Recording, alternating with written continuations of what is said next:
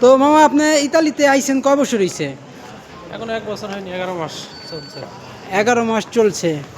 তো আপনার মানে অভিজ্ঞতা কি, মানে বিদেশ সম্পর্কে? আপনি তো আগেও বলে অন্য কোনো দেশে আসছিলেন, আমি সৌদি আরবে ছিলাম, তো আপনার অভিজ্ঞতা কি? মালয়েশিয়াতে ছিলাম। তাই অভিজ্ঞতা বিদেশে না আসি দেশে কিছু একটা করার।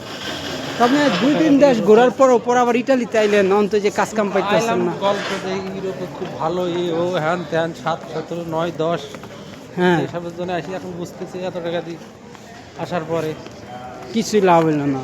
না, ইউরোপে খালি কাজ ঘুমানো, কাজ ঘুমানো, আর কিছু না। হুম,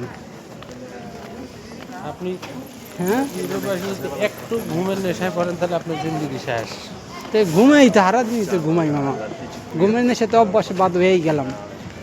আমরা তো এখন ক্যাম্পে আছি, আমাদের হিসাবে একটু অন্যরকম। আবার ক্যাম্পে না থাকলে তো আমি আবার ঠিক হয়ে যাবো, ঘর ভাড়া, খাবার দাবার, যেমন আপনার কোনো আয় তেমনই কিন্তু ব্যয়।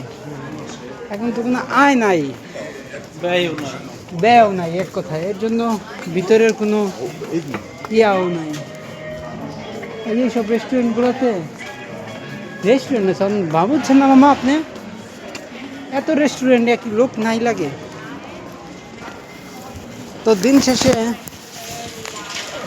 বাংলাদেশি মজা, Poi sono riuscita. এই মজা এইদিকে না, এই শোনো না, মনোপতির দোকান পাই না।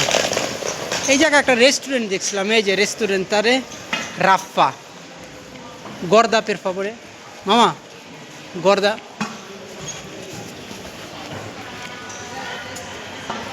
এটা কি ফার্মেসিয়া না না মেয়েদের?